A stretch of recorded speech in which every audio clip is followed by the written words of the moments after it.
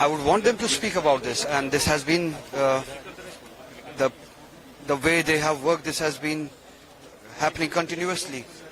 They can speak freely about other minorities, but they don't speak about Muslims. So they need to change it. Muslims in the last election, substantially voted for this alliance, and they consolidated in favor of this alliance.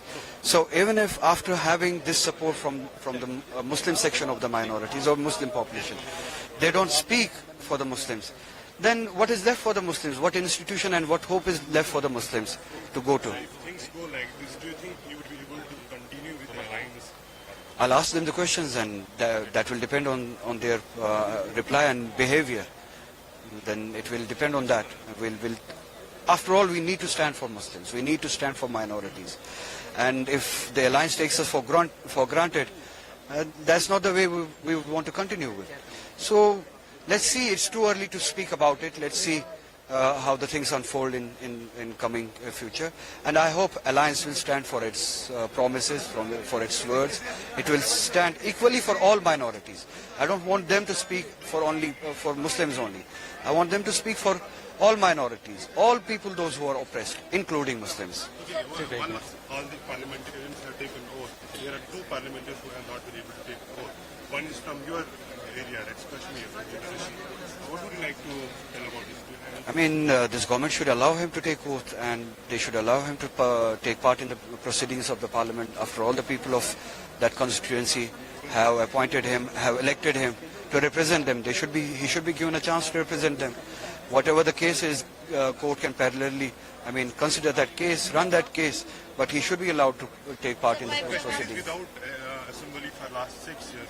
That's another example how this regime has behaved undemocratically, and how this regime has denied the people of Jammu and Kashmir equal participation in democracy. Let's see.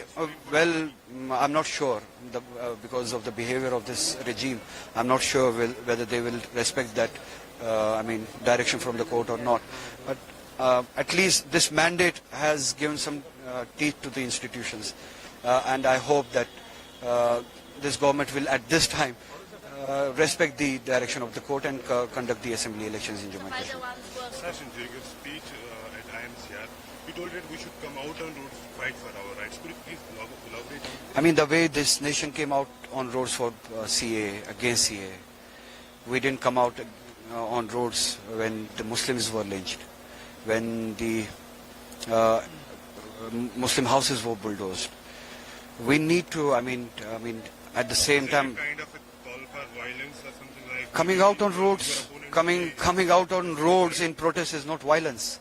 And if that is violence, Mahatma Gandhi was one of the biggest terrorists and one of biggest believers of violence. He came out on road in peace.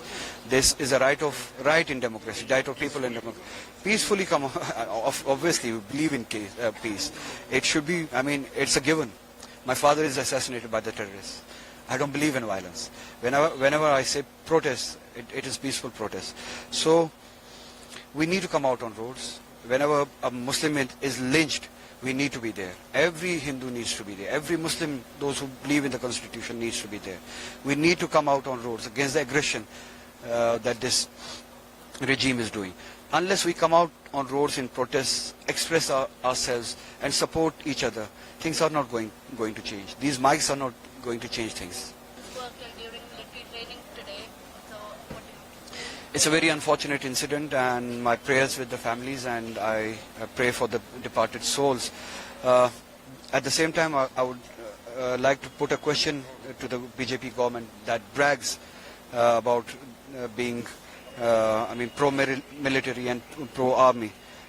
The infrastructure that they provide, the way they have been using these security personnel and the Jawans as objects for their electoral gains.